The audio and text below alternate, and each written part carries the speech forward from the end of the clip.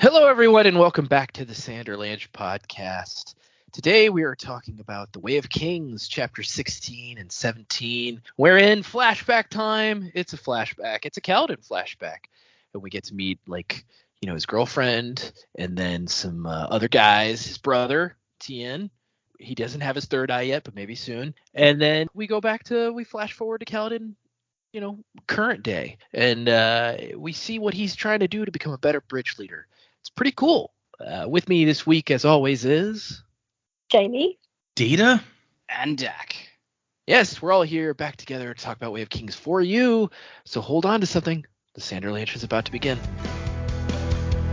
in the blade, the spirits of the fallen faith, torn and degrade, my legacy and name, penned in the code, the father duty long bestowed, burdened by the shame. When order dies, there will be no pride in victory. When honor dies, I will be denied by history. I give my everything, return the reckoning, flare of the ghost fills my eyes. When honor So yeah, another Kaladin flashback and another Kaladin chapter. So what did you guys think of the continuing tale of Kaladin Young Man and Kaladin Bridge Man? yeah, Kaladin young man. I got to admit, I was spending like half the chapter worried that this was going to be when something happened to his brother, and I was dreading it the whole way, and I'm kind of glad we didn't get there because I feel that emotionally I was not quite ready for that yet. So it was like I've been enjoying his flashbacks. His possible girlfriend was kind of weird a little bit, but I kind of like the dynamic, and then seeing how he's interacting with the other kind of kids his age as well, and how different their lives were, even though he wasn't like particularly noble. It was very different, and he was kind of always a bit of the outcast. So I felt for him, and I guess getting that first taste of holding the weapon. This is, I guess, really the birth of the Kaladin that we know and love now. So yeah, I'm looking forward to more of his flashbacks.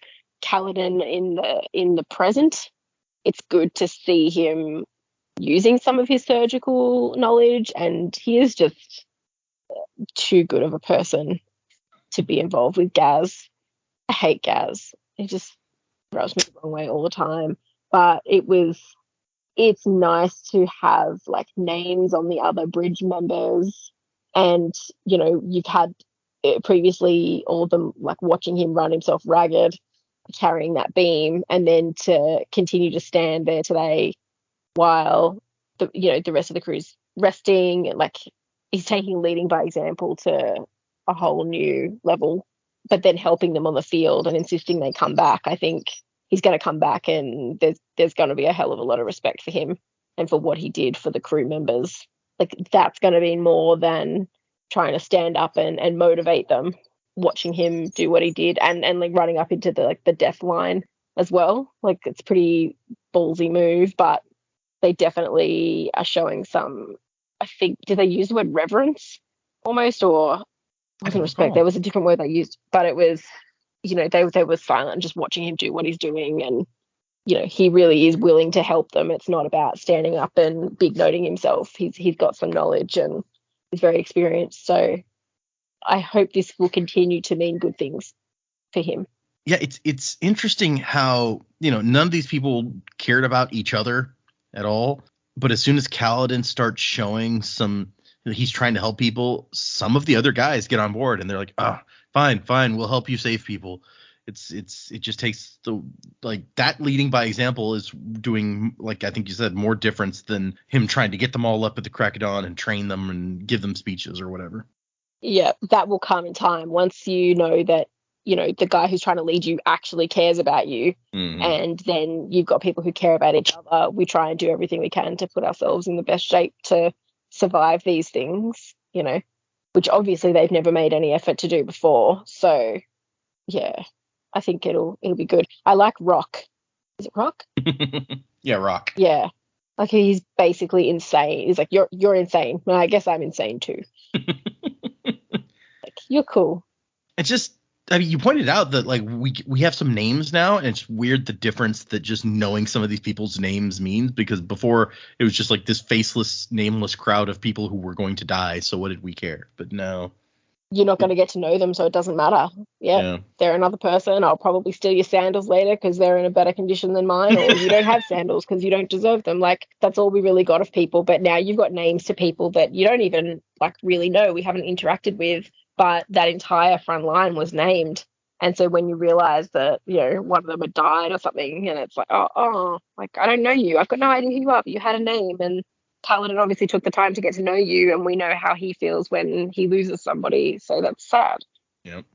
Yeah, these chapters were good-ish. Yeah, flashback Kaladin. It was fun getting to kind of see that, his relationship with Tien a little bit, and then there's a lot of cool leadership stuff going on in the second chapter. I will say overall, these chapters definitely made me like, they posed more questions to me than they really like answered. There's a few things that are kind of said or spoken about kind of in an offhand way or in a slight way that like I'm just like, wow, what does this mean? And so there's a few things that I definitely want to kind of like dive deeper into for this section. So we'll as we get to those things, we'll talk about them. But yeah, there's definitely some questions that I want answers for. So You don't say. A Brandon book has questions and you want to yeah, it's a thing that I want, but maybe I'll never get. You shall never learn the secrets of whatever it is of Well, Gary, I mean, or I don't know. There was plenty of stuff in Warbreaker that I'm like, oh, we're gonna get an answer for this, and then we didn't. And I was like, oh, crap. Maybe in the sequel, Yeah. Okay. Hey, we have a sequel to this book, so It's true, but you never know.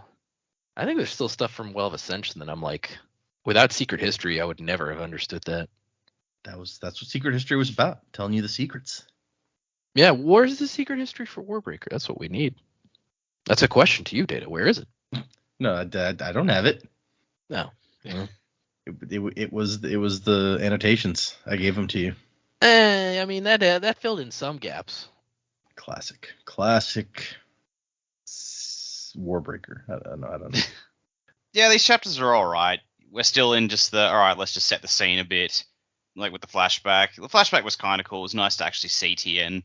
I think the best bit was really when he lost the fight, because he's like, oh my god, I actually hurt someone, and the other guy like knocked him down. Mm-hmm. And the other guy gave him some respect, said, hey, look, you fought well, but this isn't you, and I'm not going to train you to be like this because that's not you. Your dad will kill me. So no, you go do your thing, we'll do ours, and we're still going to hate you. Sorry. I thought, all right, that's an interesting little dynamic for someone we probably will never see again. Just seeing why Kaladin really wants to, he wants to fight, he wants to protect. It just when he looks like he's about to win the fight, but he's like, oh my god, I hurt someone, and he struggles to reconcile that fact. It's like, oh yeah, he really does. He's in it to help people. He wants to fight to help people, and just doesn't quite know how to do that yet. So that was a cool little bit. And yeah, it was nice to see him becoming a leader to these guys. I also like Rock. Like, he sounds like Dolph Lundgren in my head. just like looking down the other bridgeman is like, if he dies, he dies. I like this apothecary dude. I think it's kind of funny how, like, first Shallan with the bookkeeper and now Kaladin with the apothecary guy. Just like the shopkeeper tries to give them a little spiel, and they realize we know a bit more than what you think we do. Go get us this shit. And they're just like, all right, they drop the facade and go get their stuff. So that was cool. But yeah, on the whole, pretty good, and can't wait to see how this all builds. So that's what we've learned about shopkeepers of various kinds in this world. They always have a fake face on to try to convince you to buy their bullshit. I'm not buying your snake oil. Give me the real shit. Oh, okay. Because that guy's trying to sell, like superstitious nonsense, and the other guy was trying to sell romance novels, and we're just not interested in either of these things. It'd be funny if Kaladin walked into the store and they tried to sell him a romance novel, but I guess he's a man. They don't read. So you just know, Adelin's gonna go into like an armor or somewhere. They're gonna try and sell him some cheap shit armor or something. He's like, what the fuck are you looking at? This is made of copper. That's not going to work. Give me some steel, damn it. And they just go, shit, okay, we got someone who actually knows something about warfare. I think that's most of the Alethis. They're supposed to know things about warfare. At least the impression we got at this point.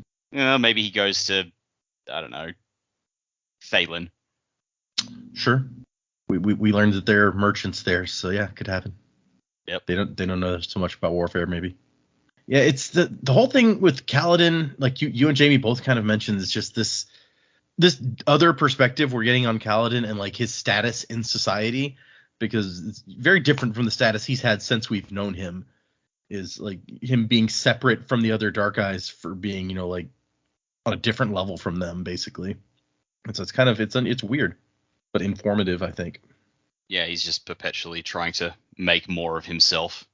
And his it's a classic, me and my dad don't agree on what I should do with my life sort of situation. Yeah. And also this girl doesn't agree either, but what can you do? Okay, I guess let's do this thing. Let's get into these 2 chapters. Cocoons is the first chapter. And on these flashback chapters, we don't get an epigraph, so it's almost sad not to get another piece of like this letter or whatever it is. 7.5 years ago. So our last one was like 8 years ago. So is this like slightly after that, I guess? No, it's 9 years ago. So this is a year and a half after that. And so Kaladin's out here sitting on a rock, talking to a girl, Laurel, and saying, my dad wants to send me to Kharbranth to become a surgeon.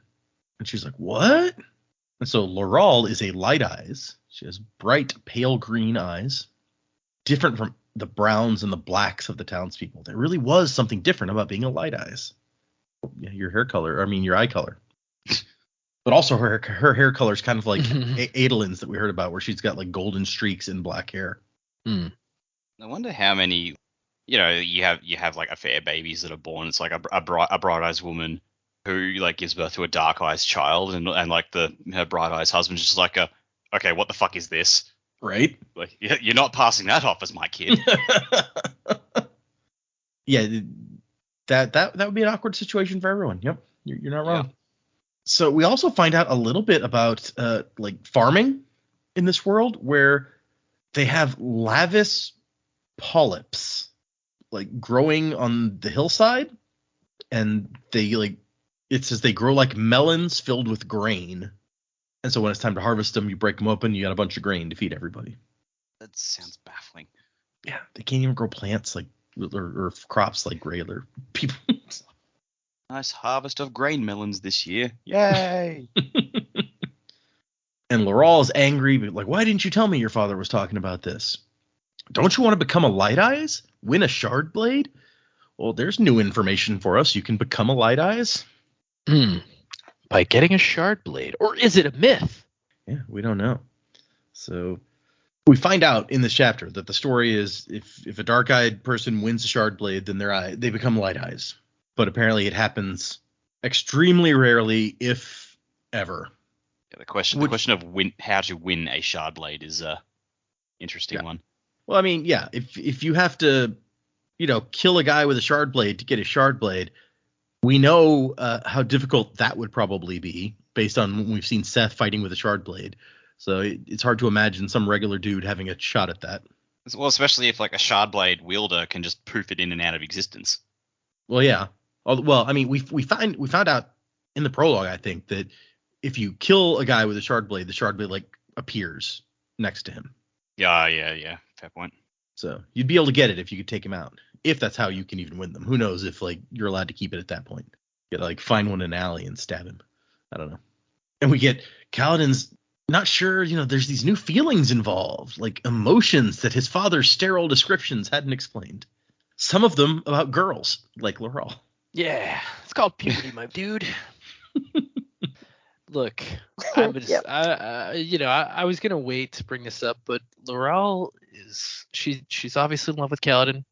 She wants him to go out to war to become a Light Eyes so that she can marry him and her father, her family can't object. She's kind of crummy, in my opinion. But, we'll see more of that as we go. I mean, if they're around the same age, they're both like 12 years old or something. Most kids are kind of crummy at 12. I guess that's true. 12, 13, young teens are drive you nuts. Take that, preteens.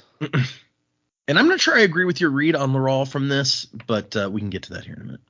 Yeah, maybe not, but I don't know. She has a fine yellow dress. In one more year, she'd start wearing a glove on her left hand, the mark that a girl had entered adolescence. So for now, she doesn't have to keep her hand covered. That's more convenient. Man, that's very restrictive. You've entered puberty. Tuck your hand in your pocket. Yep. And keep it. Well, there. she has to wear a glove, so that's not so bad. It's not as bad as like the sleeve. So then you go from having a perfectly functioning hand that you can learn to do everything with from scratch, and then be told don't use it. That's fair. Yeah. I feel like that's worse. Button it up earlier. Once you finish crawling, learn from then. Yeah, just from the beginning. And she gives him a speech about, like, look out there. The origin is out there. This is the Stormlands. Father says we're here to provide a windbreak for the more timid lands to the west. That's why the best warriors have always been from Alethkar. High Prince Sadius, General Amaram, King Gavilar himself. He's like, yeah, I suppose. She's just like, ugh, I hate talking to you when you're like this. Moping around and sighing. He's like, you're the one that just sighed. Shut up. And so Kaladin's dad wants him to be a surgeon. He's still not sure what he wants, which is also probably real normal at 12, not to know what you want to do with the rest of your life. Yeah, but if this is like many medieval societies, they kind of had to grow up a bit earlier. It's true.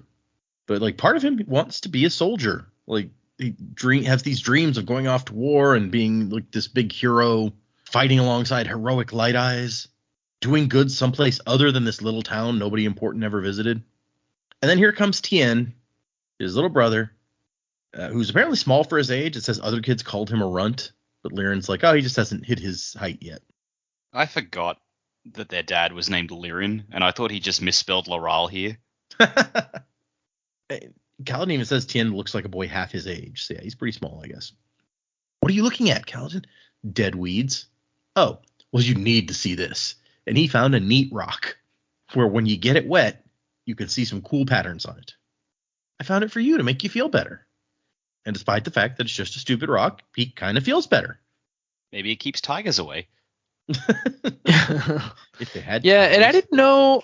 I don't know. Something about this seemed weird. It's like I didn't know if it was just the fact that his brother gave him something and it was kind of fun and it was something between them and something he knew his brother did a lot, or if there's maybe like some kind of sensitivity that Tien has to like magic. I don't know. Something about this kind of was interesting to me. Yeah, I don't know either. It's just like, his little brother can make him happy somehow. And if that's magical or if it's just, family, either way, it's kind of sweet. And then Kaladin suggests they try to find a lurg. And Tien's like, oh, yeah, let's do that. And Kaladin turns to Laurel and he's like, hey, we're going to go find some lurgs. You want to come? She's like, you're cheerful. How does he do that, I wonder? Your brother, he changes you. And Kaladin's like, it's just hard to be gloomy when he's around. Come on. And she holds her hand out to him, and he's like, what's that for? To help me down. Laurel, you're a better climber than me or Tien. You don't need help. It's polite, stupid. And he's just like, man, she's been acting weird lately. So this is more of like, to me, that like she's in love with him kind of stuff, like that she wants them to be this like idealistic boyfriend girlfriend thing, or courting, whatever you want to call it in this age. Well, we know from the previous flashback we had, and I forget if it's mentioned in this one, but that like Lirin and her dad are friends because her dad is like the Bright Lord or whatever. And we also know that like of all the dark-eyed people in town, like Kaladin's family is the highest ranking. Like it's said that they're like the only ones of this with the ability to travel and all that stuff. So in my mind, it reads more like she's afraid that she's going to end up with Kaladin because like their dads are friends. There's no other Light Eyes around. He's probably like the nearest to her station in town, but she's like doesn't think he's good enough for her. And so he needs to go, if she's going to end up with him, he needs to go off and like become a Light Eyes. But I don't know that there's any support for that. That's just the way that it's always seemed to me. Maybe I'm being too hard on her. Yeah, I mean, that makes it seem worse than what I even thought. Yep. So my thought was just that she was like Well, no, actually, my thoughts were probably around those lines. It's like he's not going to be good enough for me, or I can't even marry him if he's not, like, if he doesn't get the shard blade or whatever. But yes, I don't know. Her motivation is left not completely explained. So Yeah, like it does seem a bit like she likes him, but she doesn't think she would love him unless he could become something more. mm. Yeah, it's vague.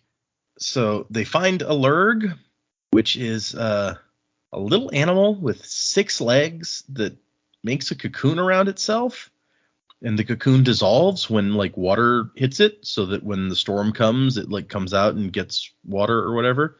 So they can artificially make it dissolve the cocoon and jump around by pouring water on it, which entertains Tien.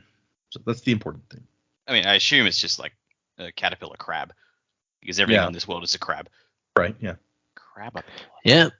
Yeah, I know what we say, crab at thee. Yeah. And she's like, well, what are you going to do if your dad tries to send you to Carbranth? And it sounds like your dad's forcing you to do what he wants, not what you want, which is maybe true. I don't feel like her motivation is being honest there. But yeah, it's like, well, if my dad says I got to go, then I'm going to go. And Kaladin's like, I mean, everybody basically, like all the other boys have to do the same thing. The kids of farmers become farmers. The kid of the carpenter becomes the carpenter. So I'm like, why should I be different? And she's like, but Kaladin, if you go to war and find a shard blade, then you'd be a Light Eyes. I mean, oh, this is useless. But he's just like, whatever it is, he doesn't get it either. He's like, why is she acting so weird? And he's like, I wouldn't mind going to war, but mostly I just want to travel and see what other places are like. Ral Alorum, City of Shadows, or Kurth, City of Lightning. Those sound like fun places. Let's go there. I'm gonna do something I haven't done in a long time and back it up because you skipped the best bit. He wants to say, oh, there are eels that sing. I'm like, oh my god, I need to see this. We've established that no, we don't need the eels. Period. Nah, I mean, singing you don't. eels. Yeah, I mean, this isn't Flotsam and Jetsam we're talking about. These eels sing. Hey, They Flotsam probably and fly, Jetsam too. are like underrated as far as Disney henchmen go. Like they weren't used for comic relief, and they accomplished everything that they were told to do. Interesting perspective. Okay. All right. And you know, when they did end up like biting the dust, the villain was actually heartbroken. She loved them. I'm like, this is an underused dynamic here. We should see more like these guys. Mm-hmm. Certainly better than, like Pain and Panic, where it's like you're wearing my enemy's merchandise. So, yeah, no. And so Kaladin, she's got him thinking about, like, his dad wants him to be a surgeon and do all this stuff. But if he becomes a soldier, man, he could go off and fight with King Gavilar. What would it be like to see the heroes from stories like High Prince Sadius or Dalinar the Blackthorn? Hey, we know those guys. One's great, one's not. Yeah. Eventually, the Lurg realized it had been tricked, and it settled down on a rock to spin its cocoon again. And Tien wants to, like, make it come out right away, and he's like, no, it'll be tired. It won't jump around anymore. We need to let it rest. I'll put it on a stone so that later you can drop it in Father's bathwater through the window. I'm sad that we missed that scene. They're crawling around the boulders. The hillside here had been broken during a high storm several months back, shattered as if hit by a giant fist. People said that it was. It might have just been like a giant boulder or something. We know those get thrown around in the high storm. We saw big ass stone monsters at the start of the book. Was it the Void Breakers? In the prelude. The boulder is tired of being thrown around by these giant storms. Is it that boulder that's getting thrown around? They were thunderclasts, is what they were called. Okay. Thunderclast. The boulder is over his confliction. Oh man. There's over his conflicted feelings. That's mankind in there. That was, I don't know, Data, if you remember, but it was when you and me were at Poet's Place, and that was the line, like, where, like, because I'd never watched Avatar before, and you guys said, oh, we're going to make you, like, how about we watch one episode, and if at the end of it you don't enjoy the show, we'll never tell you should watch the show again. And that was the episode you made me watch, and that was the line where I busted out laughing, and I remember, like, just going, oh, shit, and all of you around me was going, yeah, we got him! No, yeah, that's a good episode to do that with, yeah. Yeah. Speaking of which, the Netflix teaser for that just came out. It did. It's I don't right. know. Yeah, I don't know. I don't know It how feels necessary it is, but that's what I was gonna say. It feels so unnecessary that like on the one hand, I'm like, well, I don't. If you're not gonna do something new with it, I don't care. But on the other hand, it's like, but that's where we went wrong before, was trying to get away from the story that they told that was great. So I don't know. Yeah. I don't know what I could want from this, honestly. My first impression of was like everything's so bright. Were the Voidbringers behind the destruction, or had it been the shades of the lost radiance? Laurel is looking at her home nervously, and we find out at the end of this that, like, while they're out here, her dad died, so she may know that this is coming during this whole scene, which kind of puts a different perspective on it. If she knows that her dad is super sick and about to die, then that makes this... Yeah, I don't know, because even Kaladin's like, I just saw him last week. He was fine. And he's like, well, he's always been frail, so it's like, was it well known that he was going to die, or did it happen kind of suddenly? Yeah, that's a good question. Like, we don't know what she knows. And then they see men working out in the fields. It was worming season. We find out how the worms eat the grain if you don't get them out of there. In more detail than I really need, but I mean, okay. Good to know, I guess. It was kind of interesting to me because I was like, so how does that work when they say the worm like eats it? And it's literally like it burrows into the bulb of this plant, because like they're weird plants like bulb, and then you get the crop inside of it. And it's like, instead they open it up and find a giant worm instead of their crop, and I'm like, that'd be a terrible surprise. Yeah, you don't want that. you imagine like they hang one of these melons like up like a piñata, and like the kids take turn hitting it to make the grains fall out. Instead, this fucking worm just hits the deck. Ew. Yeah, well, I feel like you figure out pretty quick that wasn't the way to go if there's a possibility there's a worm in it. Yeah, it says you'd find a big fat slug the size of 2 men's hands. Yeah. So I guess that's 4 hands, not just 2 hands. Yeah, bust out the salt, you know what I'm saying? Dehydrate that thing. What is it Elzar cooks with? A Neptunian slug? Yeah. This is why you need your cast iron. That's why you need your cast iron cookware. The purple ones cause horrible nightmarish diarrhea. Whatever. Oh, man.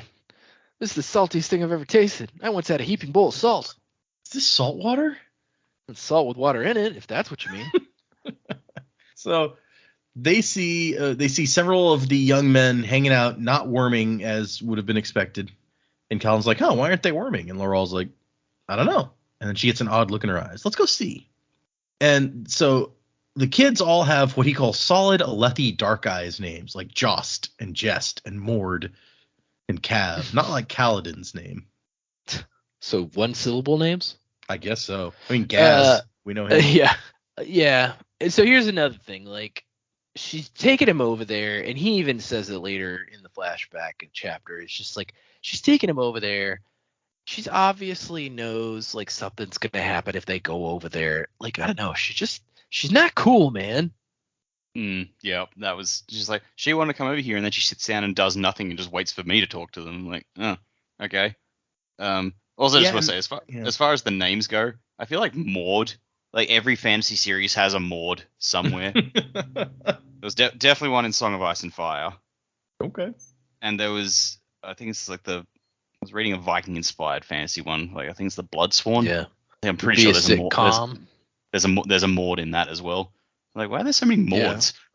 Yeah. We could do a sitcom, and then there's Mord. You think, how many people do you think get that reference? I was not one of them. No, yeah. Oh, okay. Well, I feel old. What's the reference? And then there's Mord? I don't get it. Yeah. And then there's Maud. Oh, Maud. Got it. Okay. Yeah, but it's Mord.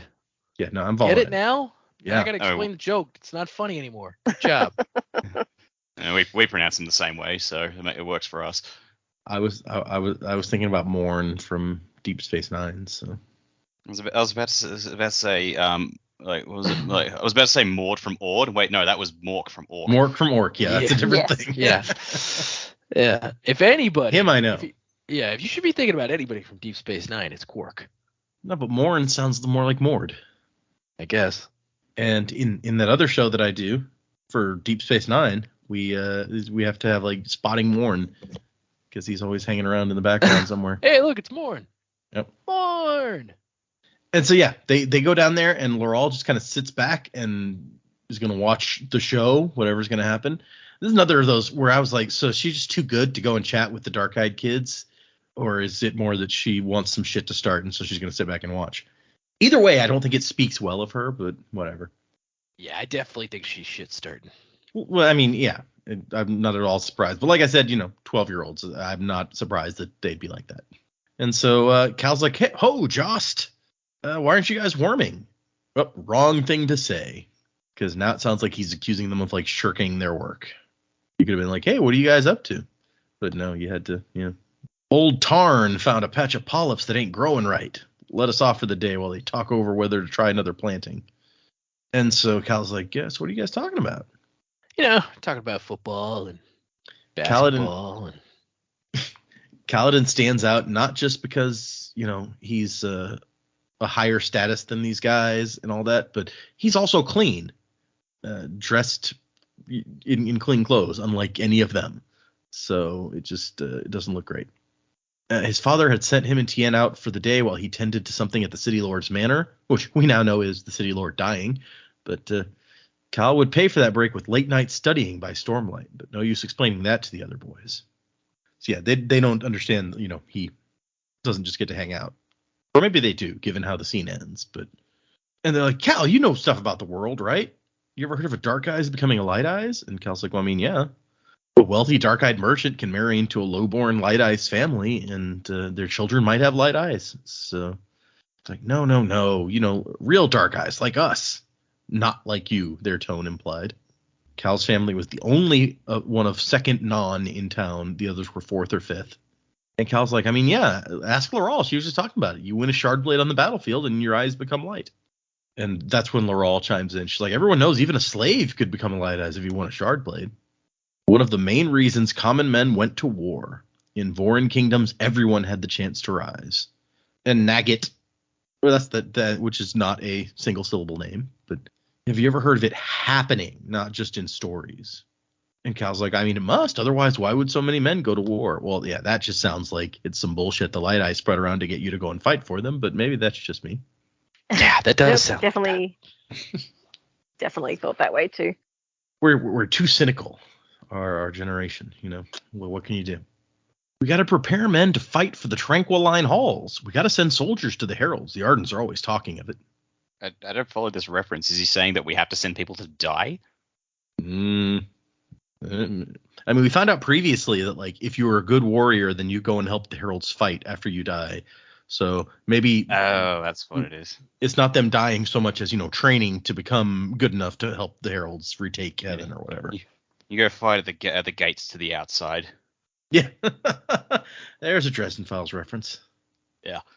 And then one of the guys is like, oh, yeah, my dad totally was going to win a shard blade and become a Light Eyes, but then he got knocked unconscious and one of his buddies took it or whatever. So he got cheated.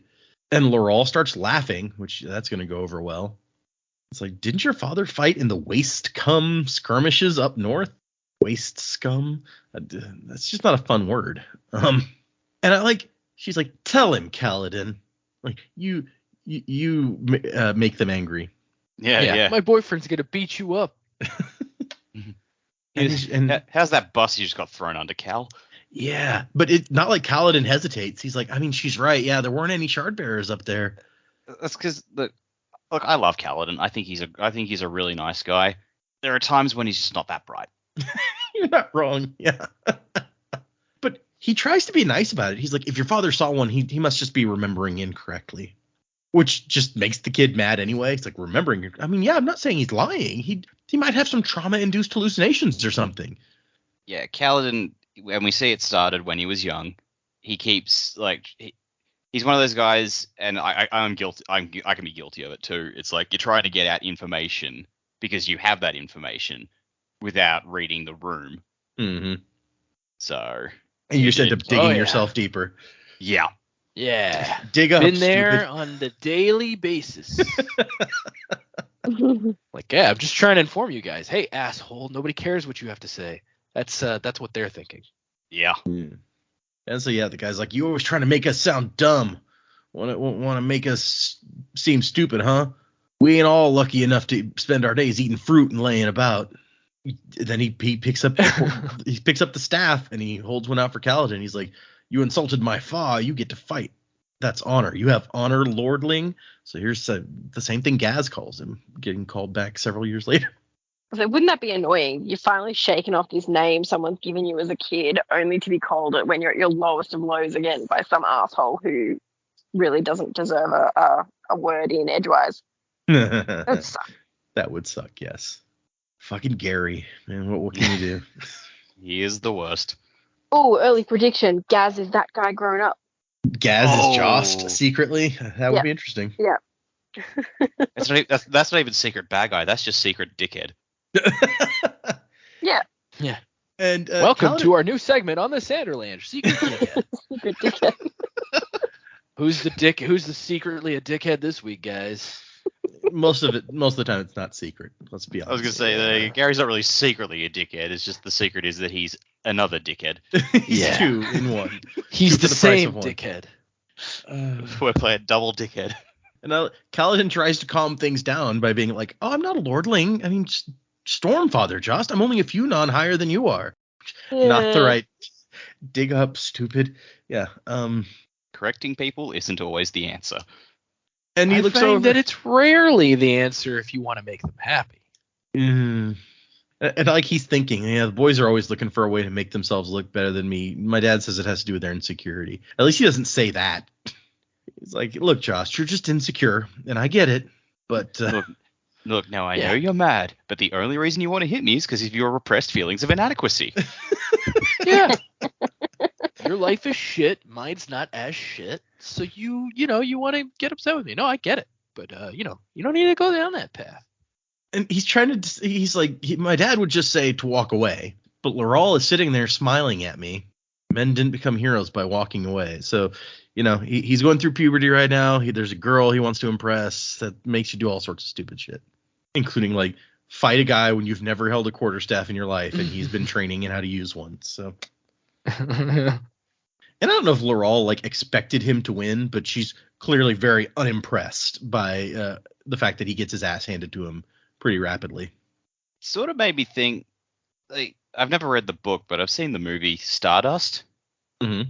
How throughout like that whole movie, at the start of the movie, Daredevil's enamored with that utter bitch. Yep. Who puts on a very pleasant front. Claire Danes, like, sure. No, the other one. Like the mean one. Oh yeah, he goes to find the star to impress the girl and get her to marry him. That's right. I forgot about that. Yeah, and she was just the worst. She's worse in the book, like because there's more time to elaborate on her horridness. But yeah, I should get that book. That movie was a lot of fun, and it's Neil Gaiman, isn't it? It is Neil Gaiman. Yeah, good book. I mean, it's one that I will often point at as to be like book and movie actually quite different in a lot of ways. Both good though. Yeah. Okay. Cool. Back to this book, not that book. Although people out there read Stardust, good book. And so Jost is like, I like he has the good the sense to look a little bit abashed after he beats Kaladin down, and he's like, okay, I mean, my dad's been training me, so maybe the things he says are true. And Kaladin goes after him. He's mad now. He didn't want to be embarrassed in front of the girl. And something changed in that moment. He felt an energy come over him. Spun, smashing the staff into one of Jost's hands, and then hit him in the side. I mean, it's not as impressive when it's like Jost has just lowered his staff because he thinks this is over. So, it's probably not that hard to take him unawares, but still, Kaladin makes a showing for himself. But then he freezes up, as you guys mentioned earlier, because he sees that the hand that he's just hit is bleeding. Just a little, but like he's like, I hurt someone. The first time he's done that, I guess, and he realizes like, this is not great. I don't like hurting people. And he pauses for long enough for Jost to retaliate. And Kaladin is like kind of enamored, even with having gotten knocked down again, like the feeling that he gets holding this weapon. And Jost has to be like, no, don't grab it again. I don't want to like have to hurt you for real. You did well, just leave it. And Kaladin says, teach me. I'll worm for you. My father gives me 2 hours off each afternoon. I'll do your work, and then you teach me in the evenings what your father is teaching you with that staff. He had to know. He had to feel that weapon in his hands again. And Jost thinks about it, and he's like, no, your dad would kill me. Get those surgeon's hands of yours all covered with calluses? Wouldn't be right. You go be what you are, Cal. I'll be what I am. Seems like in that moment, they acknowledge that, all right, like, you're not a bad guy. You're just different from us. Yeah. It's Also, easy. Laurel's already walked off at this point, so it's just like... Yep, she took off after he got taken down. It's just not interesting anymore. Although there's also people coming down from the house to collect her, so that may be part of it. But yeah, I mean, it's easy, especially for young people, to like ostracize someone for being different. But Jost is old enough maybe to recognize that, you know, being different does not necessarily mean bad. And so, yeah, he turns, and there's Tien sitting there on the ground after everyone is starting to wander off. He's like, how long have you been there?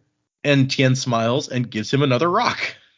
And Kaladin's thinking to himself, like, can I train myself out of freezing in a battle like that? Can I train myself to hurt other people? Do I want to? And they head back home, and there's their dad. And he says, Bright Lord Wistio has been carried by the winds. He's always been frail. The Almighty calls all men back to the spiritual realm eventually. And Kaladin's like, you didn't do anything? He regrets that. But yeah, he's like, I did all I could. Perhaps a man with more training than I. Well, no use in regrets. Wistio had no son, so we have no city lord. And Laren says those in Kholinar will appoint us a new one. And then he says that Wistio left us these spheres, this big goblet of diamond spheres, in order to pay Kaladin's way to become a surgeon in Kharbranth. Bright Lord Wistio requested it be done, a last act to care for his people. You'll become a true master surgeon and return to Hearthstone. And Kaladin's like, if it was the Bright Lord's last wish, then yeah, there's no way I'm getting out of this at this point. And he thinks all that stuff Laurel was saying about glory and honor, I don't really care about that, but there was something when I was holding that staff, and now it's gone. And the chapter ends with him just kind of thinking, trying to figure out his problem, and unable to come up with an answer. Well, there's a bit here where he pours the water on one of the rocks Tien gave him, and he sees a face smiling at him. Yep. And like between that and the feeling of the clarity of grabbing the quarterstaff, I can't help but think it makes me think of in White Sand how we saw the shard face in the cloud. Like, oh, that's true. Is this a shard like eyeing off a potential contender? Interesting. It never occurred to me. I like that. Our second chapter is called A Bloody Red Sunset, and the small piece of epigraph we get here is, might I be quite frank? Before you asked why I was so concerned, it's for the following reason. And then we don't get to hear the reason, so that's nice. Tease. And Kaladin has gone to visit an apothecary, and Syl is sitting there like, oh my god, he's so old. I didn't know men got this old. Are you sure he's not a decay spren wearing a man's skin? Which, that's a disturbing. What the? I was like, can they do that? Yeah, right? I hope not. It sounds truly awful. Yeah, it does. And so Kaladin's like, yeah, my dad told me about apothecaries, men who walk the line between herbalists and surgeons. He's come to buy some stuff. And the guy's like, young bridgeman, come for a ward against danger, perhaps? Or maybe a young washerwoman in camp has caught your eye. I have a potion which, if slipped into her drink, will make her regard you with favor. Which, that's just... Yeah, date rape. It's fine. Yeah. I mean, love potions seem to be a thing that fantasy authors get away with. It's just such a really bold thing to come out with, like, off the bat. Yeah, right? Really? Like, maybe hear him out first. So many people come in here looking for love potions that he's just like, I got you, my man. Wink, wink.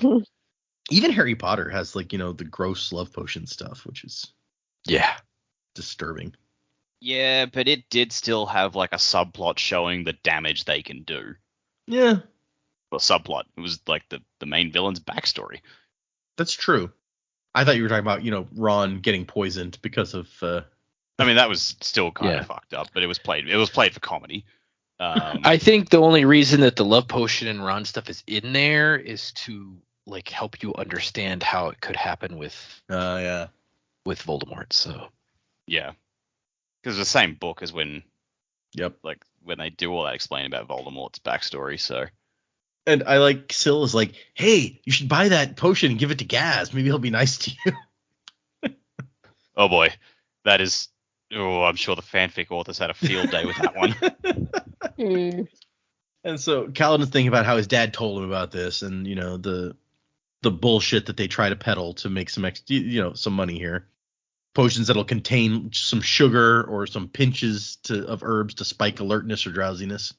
And Kaladin's like, I need some bandages and a flask of Lister's oil or knobweed sap and a needle and some gut if you have it. And the guy's like taken aback by this. He's like, yeah, I'm the son of a surgeon. He was trained by a man who studied in the great concourse of Carbranth. And the guy's like, oh, okay then. He puts aside his cane and brushes his robes. He doesn't have to pretend to be a doddering old magic man. I don't need this anymore.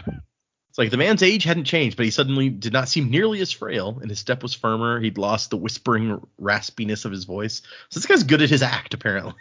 He's just fucking Grandpa Joe's it from Charlie and the Chocolate Factory. It's like, oh, I'm not actually. Yep. Grandpa Joe. There's the bad guy of that movie. And he says, I mean, you could just go to the surgeon's hall. They'll charge you less. And apparently Bridgman, not allowed to get stuff at the surgeon's hall. They don't count as part of the army enough to get bandages and disinfectant. Like how the guy's open is like, they're not going to charge you an arm and a leg. I am. Yeah. And so the guy gives him some larmic mucus, which is not as effective as the other two. And the guy's like, yeah, but it's way cheaper. And you are, as has been noted, a Bridgman. And so the mucus is going to cost 2 blood marks for the bottle. So 2 ruby marks. And he's like, well, that's cheap. Well, yeah, Lister's oil costs 2 sapphire. What about knobweed sap? I saw some of the reeds growing outside camp. It can't be that rare. He's like, yeah, but do you know how much sap comes from a single one of those plants? 1 drop, if you're lucky. So cheaper than Lister's oil, but more expensive than mucus. Knobweed is an unfortunate name. Right? Even if the mucus does stink like the Night Watcher's own backside. there's a good simile. They think this knobweed's a plant, but they don't know. It's not a plant at all. Oh, God. So basically, it would cost him 10 days worth of pay to buy one of these jars of antiseptic. But, and you remember, what he has are 4 clear marks, because he gave one of his 5 to Gaz. The needle and gut will cost 2 clear marks, so that's half of all of the money he has. And he's like, okay, fine, I can afford that, barely. How much for the bandages? 2 full emeralds? He's like, they're just old scrap that I bleach and boil. 2 clear chips an arm length. You surgeons are all the same. Never give a blink to consider where your supplies come from. You just use them up like there'll be no end. And Cal's like, you can't put a price on a person's life, which had been one of his father's sayings. I was expecting the apothecary to go, well, I wouldn't have thought so either, but here we are.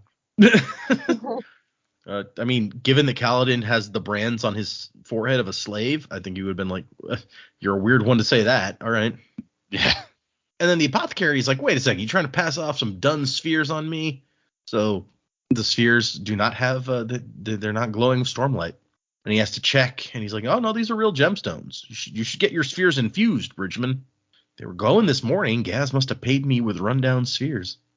And he asks, Kaladin asks if he can keep the glowy one. He's like, it's always good luck to keep a glowing sphere in your pocket. And so let's see what else. He leaves, spends the afternoon listening to the soldiers at the mess hall to learn some stuff about the war camps that he didn't know because he never paid any attention before. Now he knows about the chrysalises, the gem hearts, the competition between the high princes, all the stuff that he was wondering about before. Still doesn't know why the Bridgemen can't carry shields. We know that one, but I guess that's not the kind of thing you spread around.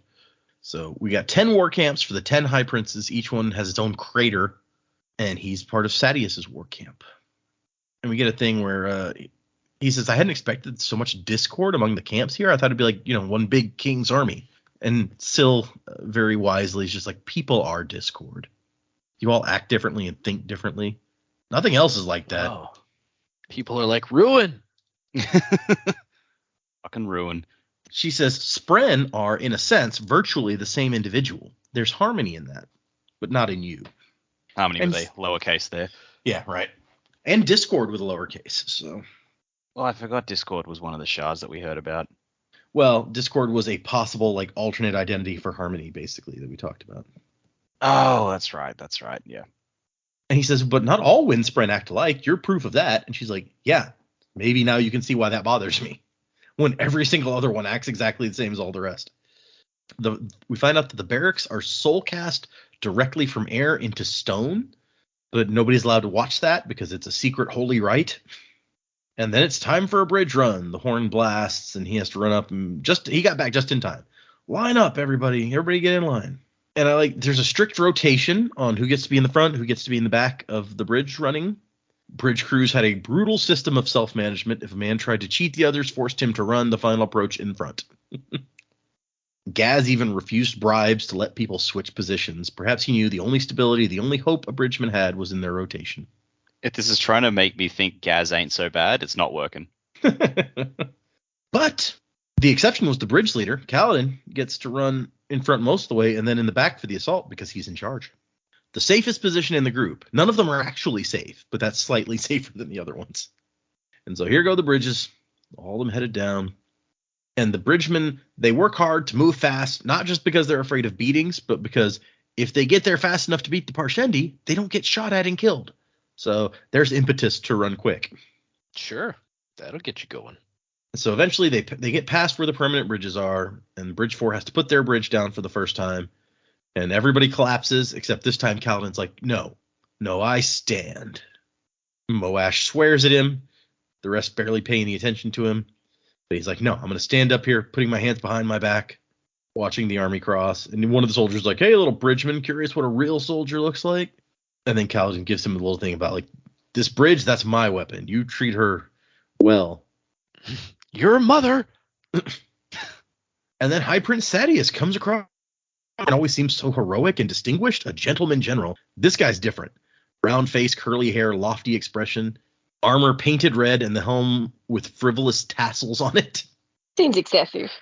The tassels are a weird touch, yeah. And after he's gone, Kaladin's like, oh man, I was probably supposed to, like, bow, huh? Oh well, too late now. So he gets the bridge crew back up. It takes special prodding to get Rock, the large horn eater, up and moving, but they do. Rock. And so here we go. It's time to get there, and the Parshendi are there first, so that's not good. Sadeas will want to attack quickly before the Parshendi can get the gem heart out of the shell. And Rock is supposed to be up front, but Kaladin goes, hey, you're in my spot. He thinks to himself, how can you lead from the rear? And so he's going to go up and be in the front. And Rock tries to argue for a second. He's like, nah, getting back. He's like, okay, whatever. You're airsick, lowlander. You wish to die? Why do you not go leap into the chasm? Being airsick, that doesn't sound fun. And so we are finding out several new names in this chapter that I don't think that we'd known before. We've got, who did we learn here? We already knew Teft. There's Drahe. I don't remember if we heard that one before. We knew Rock. We've got... You got Merc. Yeah. Leighton, Adis, and Coral and Merc. 5 men in the front line, the death line. And what do all of these guys? No, Leighton survives, right? He gets injured, but everybody on the front gets hurt except Kaladin, and 3 of them I'm pretty sure die. They run at him. The Parshendi are shooting their bows. They always put new men into a rotation at the death point. That way, if they died, you didn't have to worry about training them. That's nice. And as the bows loose at them, he screams, Tien! Arrows coming. He feels a jolt of energy, a surge of strength. Probably a lot of what do you call it? Adrenaline at that point. Testosterone. That's a different. Yep. His voice got 2 shades deeper. So Merc goes down with 4 or 5 arrows. Leighton, Adis, Coral, everybody in the front line goes down except for Kaladin. Do we skip the part where Syl like shoots out like a ribbon in front of him? Oh yeah, it does say that. Yeah, that's like, I don't know. There's something to that. I think there's some kind of magic at play here. You reckon that's why he didn't get hit? Well, I mean, he does get hit But not in fatal. a minute. Yeah, not fatally. But yeah, there's some kind of magic at work, I feel like. Could be. I mean, something. she's a wind sprint. She could be just like blowing the arrows to the side. That's true. I guess I don't know how that works, but sure. There's clearly something weird about her, as we've established. So who knows? She doesn't even really know what she might be doing, which makes it hard for us to try to figure out if she's doing something when she doesn't even maybe know.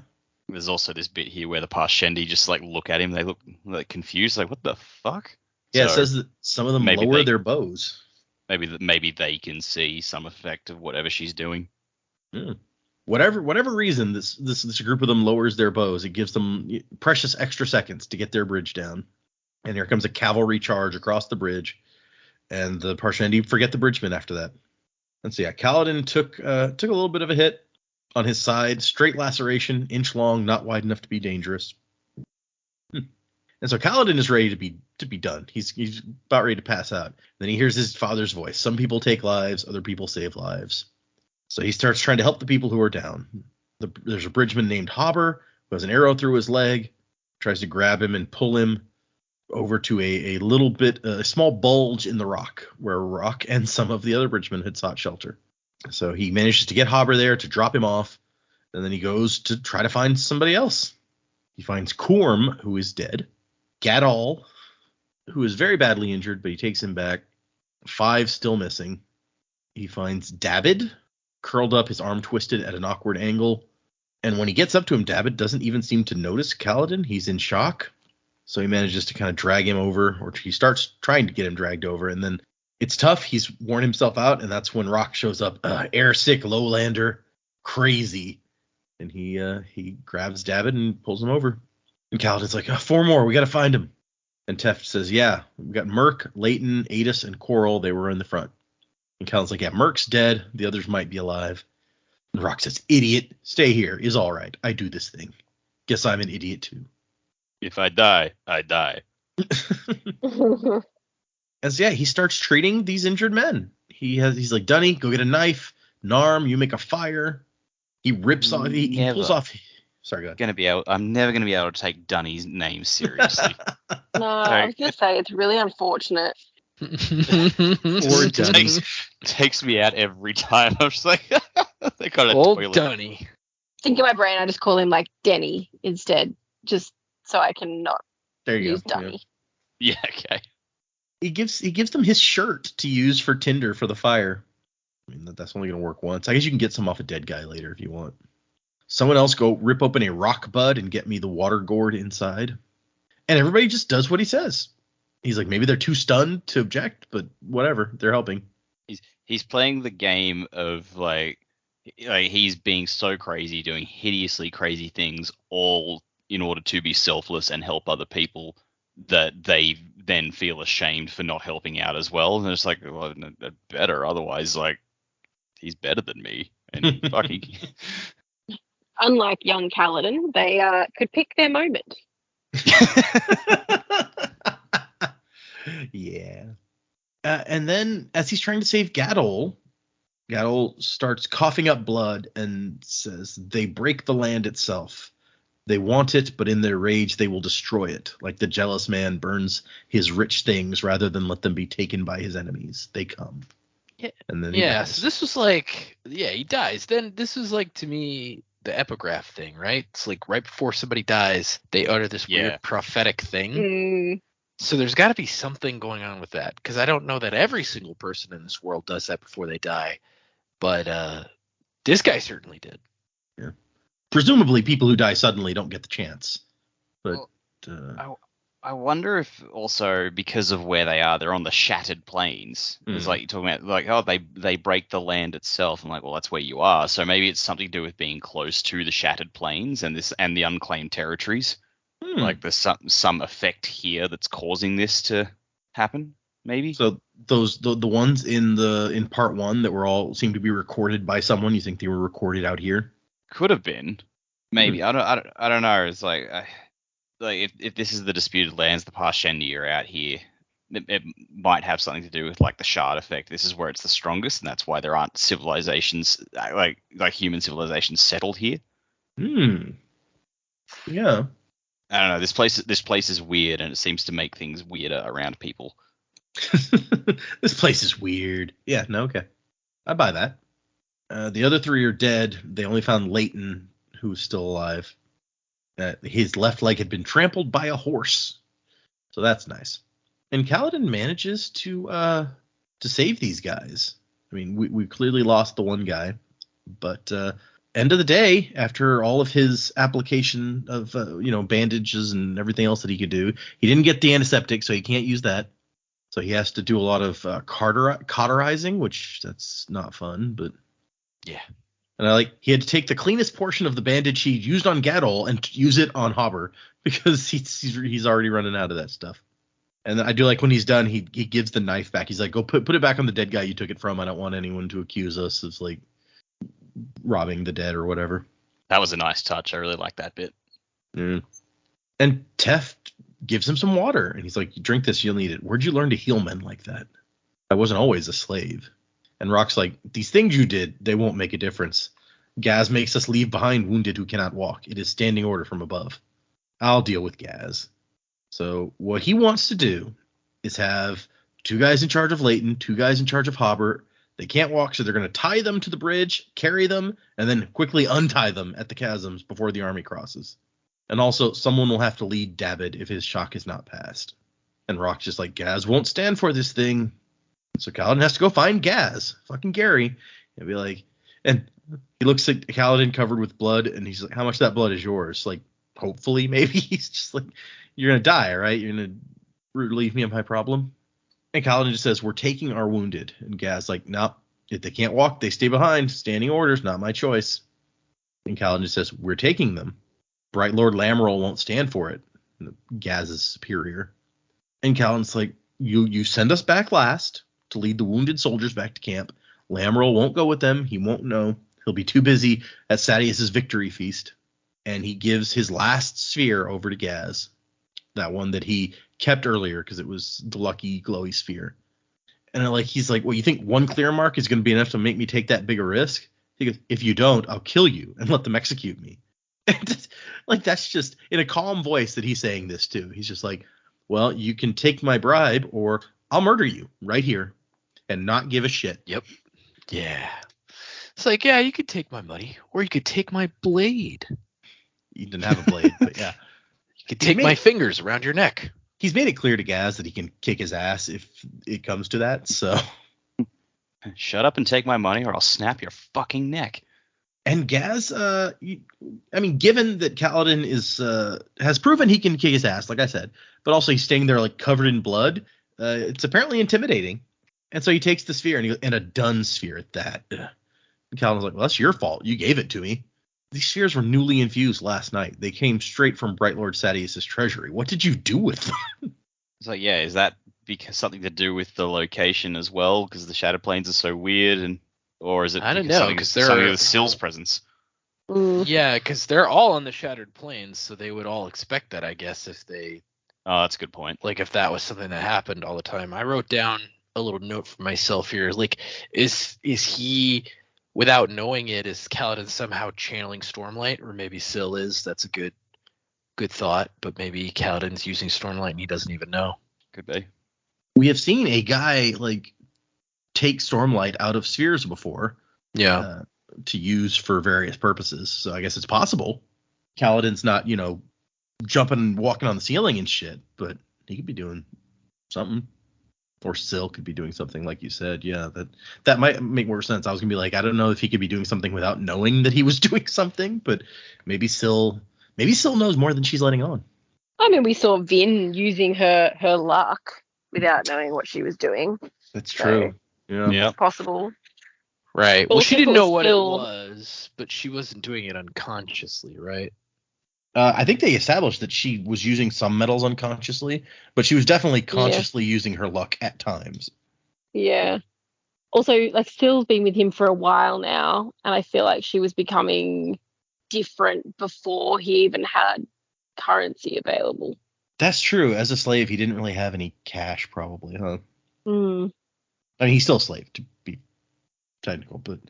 Yeah, but he was he was using his pay to pay down his debt, and he only just decided that he was going to take the money instead. So he hasn't had like infused gems this whole time. Yeah. Interesting thought. Yeah, that's a good point. It hadn't even occurred to me that he could have been, if he's doing something with these, maybe he could have been doing it for a while. He just didn't have the chance. But Sill has, according to her, she's been like watching him since he was in the army, when he presumably would have had spheres. He was using them to bribe surgeons or the medics and stuff. So yeah, I don't know. And I like Sill's just like, I mean, I don't trust him. He could just say that you threatened him and then send men to arrest you. And Kaladin's like, I mean, yeah, maybe he will. I'll just have to count on him wanting more of my bribes. And Syl's just like, spheres. That doesn't seem like much to count on. He's like, yeah, maybe not. But I've seen the way he looks at them. He wants that money. It's the Tien line from Abridged. It's like, at this point, it's a game. If he kills me, I win. And he knows that. I don't remember that. He's talking about Vegeta at some point. I haven't watched Abridged in forever, though. I need to go back and refresh myself. If there's one thing you can count on about men, it's their greed. It was a bitter thought, but it had been a bitter day. A hopeful, bright beginning and a bloody red sunset, just like every day. And that is that's the end of our chapters. I think you guys will find the next epigraph interesting. That is, I just turned to it as I was finishing the chapter and it popped out at me. But anyway, we'll get there. So first, predicaments. Where are we going? What are we doing? What's going to happen in this book? I don't know. I don't really have much additional stuff to go off this week. I think we've had some interesting thoughts about the Stormlight and what's happening there. But yeah, I don't know. I think, previously I've talked about Kaladin stuff, like looking up. I think he's definitely at least determined to make that better. And I think today's chapters, while he lost people, he was able to save people, which is a good thing for him to have been able to do. Maybe some of the other people in the bridge crew, will sort of follow suit now and try and live like that. It sounds like we've got a little bit of a crew building. We had a lot of names brought up, Davilar. I think is that how you say his name? Wait, who are we talking about? Gavilar. Gavilar was the king. Yeah, Gavilar. Gavilar. No, not Gavilar, the brother. Dalinar. Dalinar. Dalinar? Yeah. Dalinar. I'm getting them confused. We had his name come up and Thaddeus's name come up, and these are names that Kaladin was really familiar with in his youth. So I guess now to be pretty close to where they are, and obviously like in Thaddeus's army and stuff, still thinking that eventually he will cross paths with them. And I don't think he and Thaddeus are going to be like best of buds. Thaddeus doesn't really care with what he's doing, but we know that Dalinar doesn't feel good about the way Thaddeus runs his army. So I'm still predicting that those two will cross paths and maybe be able to come to an understanding, pull Kaladin out of the bridge crew at least, and be able to make a bit of a difference. I like what we were just talking about Stormlight, and maybe Kaladin's been using some Stormlight somehow. It would sort of make sense, being one of our main protagonists, to be able to do something like that. Maybe, I don't know, maybe Kaladin will end up with a gem heart or something. I don't know how that would even happen, but maybe that would happen. That'd be cool. A gem heart inside of him? No, like if he manages to get one. Think of all of like the medical supplies and stuff he could get with that. Like, that's true. I don't know how he would get his hands on it, but that's obviously a much smaller scale. He spent time finding things with his brother. Maybe he could find something. I don't know when he'd have the time to leave his bridge crew and be able to help with that, but it's true. We're talking about people being able to like become light eyes as well. Like that would be cool for Kaladin to do. Maybe, does Thaddeus have a shard blade? No, Thaddeus has a shard plate, but no blade. Plate, not the blade. Yeah. Maybe, I don't know. Maybe he'll inherit a shard blade from someone. I like what you said about like him meeting up with some of these his heroes, because in the flashback, I think we heard several people mentioned as like these legendary whatever. We heard Gavilar, who's now dead. Dalinar, who you were just like, maybe he'll meet up with Dalinar. We like Dalinar. We like Kaladin. That'd be good, right? Amaram, who we find out is who sold him into slavery. So that's not great. And then he ran into Thaddeus today, and they didn't have any interaction, but he's not impressed by him. Not at all. Yeah. So these guys are mostly not living up to the hype, is what we're learning. No, but I feel like someone has to, right? We also haven't been inside Thaddeus's head or Amaram's head or true. anything like that. Obviously, Gavilar, we're not going to. unless we get a flashback of some sort. But yeah, come on, Dalinar, you can do it. Be better. Be better, please, than all of these other jokes. Yep. All right, predicaments. So yeah, I don't know if Laral is going to come back into the picture at all. I mean, his life has changed so dramatically since then. It would be surprising, but maybe, who knows? I think that Kaladin's mission is going to start gaining some momentum now that his bridge crew has seen him in action and seen what he intends to do and what he wants to do. I think that's going to start building some momentum, and I think that's going to make him get noticed by some of these people, like the soldier that the squad leader that kind of already noticed him and was kind of like, huh. And then word's going to spread eventually about like this bridge crew that is surviving and like doing better and becoming like the bridge crew of Sidaeus' army. And then as far as the other points of interest that I wrote down, I don't know if these like before death prophetic utterings are going to come into play in the main story at all, or if it's going to be something in the background since it's part of the epigraphs as well. But it would be interesting to like kind of unravel that mystery. Again, going back a little bit to the flashback stuff, Tien, like at this point, I'd just like to know more about him. We only got one look at him, and obviously there was some kind of strange little quirks about Tien, so it'd be interesting to get to know more about that. And then yeah, I really do think that maybe Kaladin's using Stormlight without realizing it, and that's why these his marks are draining so quickly. And I almost wonder if he's like using them as an energy source for himself, because like some of his marks have already dimmed when he sells or when he buys stuff from the apothecary, but the only thing he'd done before that is like work out a bunch and somehow kept going. And so maybe he's somehow able to use the Stormlight as an energy source without realizing that is what he is doing. So yeah, it's pretty much all I got. Yeah, I mean, you make a good point that we see like most of the spheres dimmed before even like the big battle and stuff. So yeah, maybe the only thing that he did was, you're right, run around the yard as far as we know. So yeah, well, and then he went out and spent some time listening to the people in the army talk about what was going on. But yeah, so if he's using it, he's maybe using it in some mundane ways. Yeah, I'm not sure either about why his spheres are all going done. I do think he is going to come into contact with someone else on the other side of things. I actually think there's a lot of there's been a lot of talk about gaining shard blades. Mm-hmm. Then you become a light eyes and everything, and I think that's going to come into play. I've got a bit of a web going here. So we've talked a lot about how you get a shard blade, you become a light eyes and everything else. And I think there's going to be a few steps to this, because every time Kaladin gets something that he doesn't work for, it gets a lot worse for him. It's like things only get better when Kaladin himself works to make things better.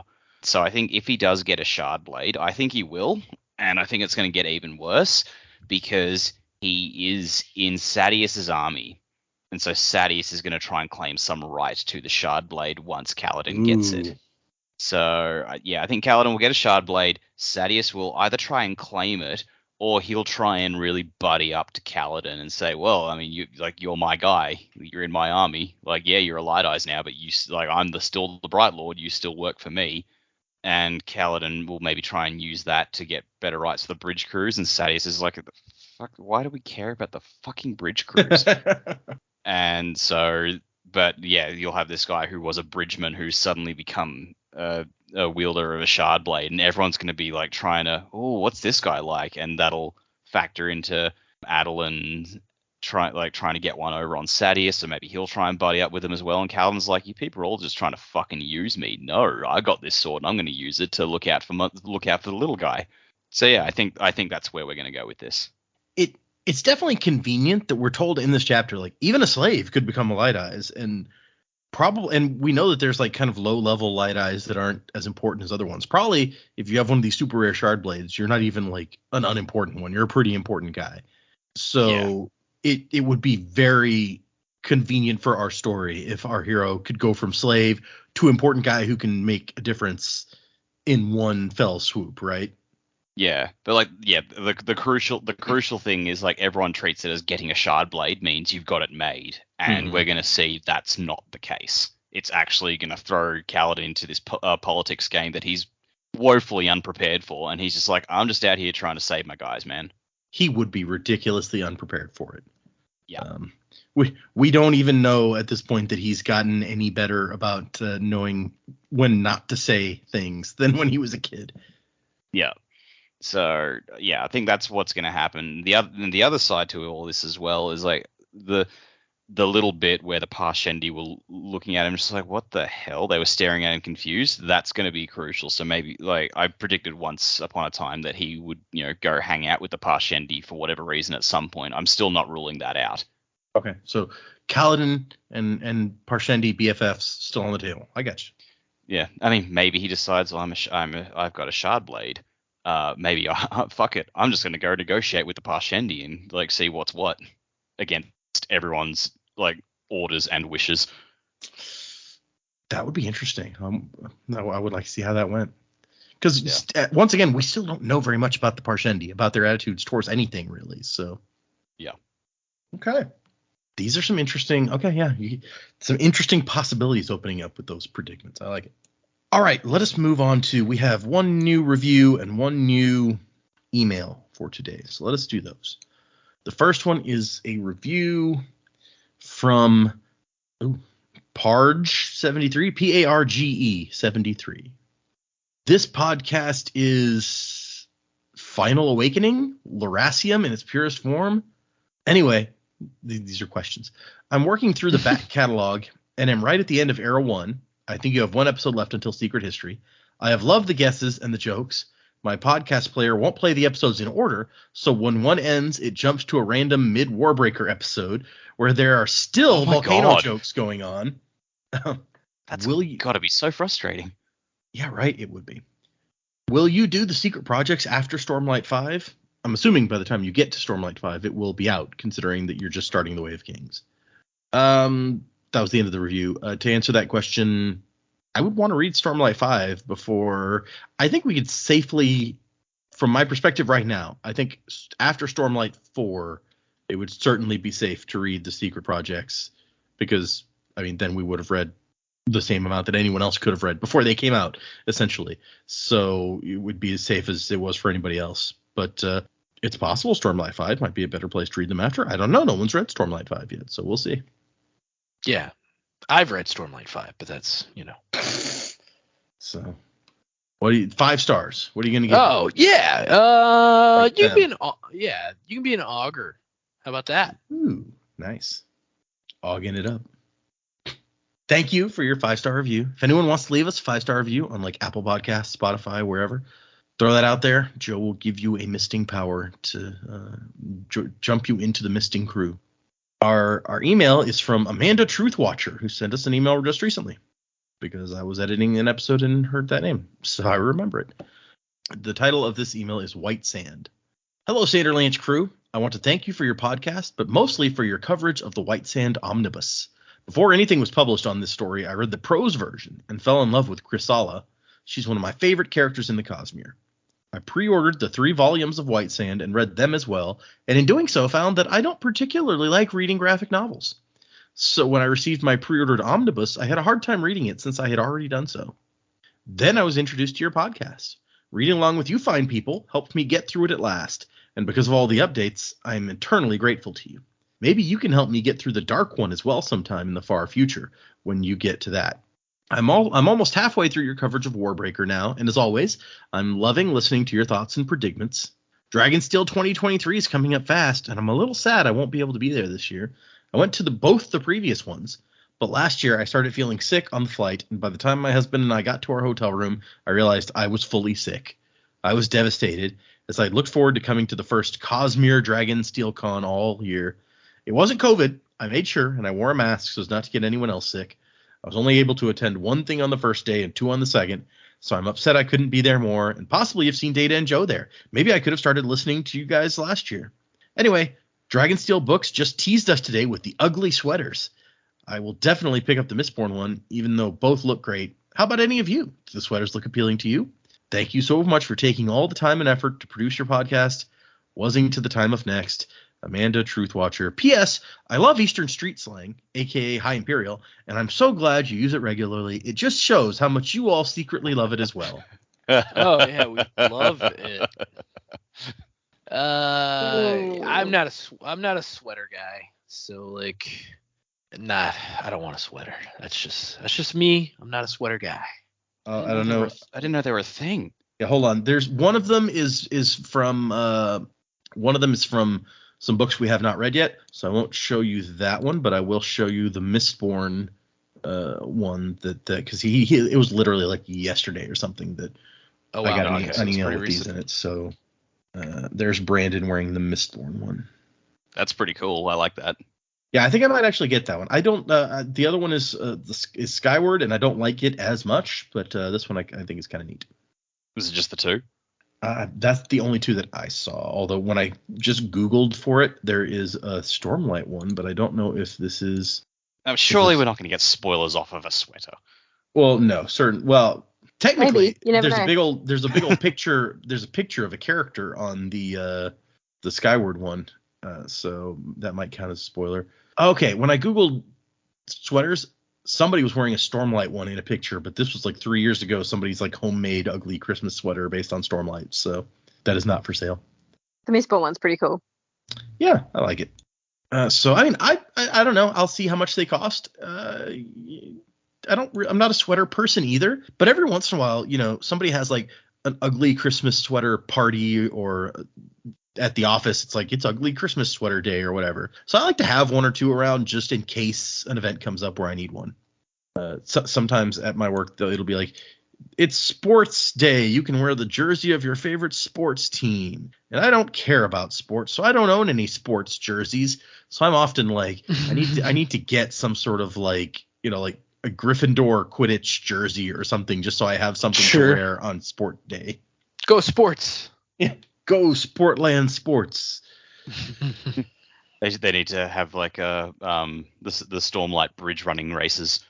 That's kind of dark, actually. Yeah. I just the other day got an email from some shop about like all of their new geek ugly Christmas sweaters, and I'll just share one of those with you too because it's funny. Wait, no, we can get like was it Noseball team? Oh yeah, Noseball team's going. Yeah, we can do that. Noseball. I really hope they change that name. I mean, Mistball was right there.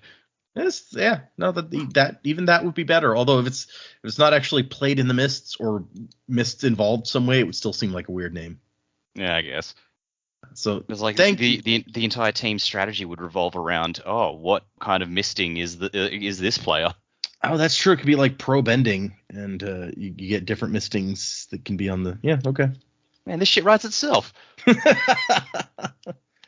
So thank you, Amanda, for your email. If anyone wants to send us an email, the address is thesanderlanche@gmail.com. Find us on Instagram and X and Patreon, where I'm still posting my reactions to the Sunlit Man, and I don't think those will even be done before that the fourth Skyward book comes out, and then I'll start reading that and recording my reactions to that. So we're gonna have some Patreon content for a while now. If you're interested in hearing me ramble, feel free to check that out. Yeah, and soon we might even have a secret project on there. We don't know. Yeah, we're talking about other possible pieces of content for the Patreon.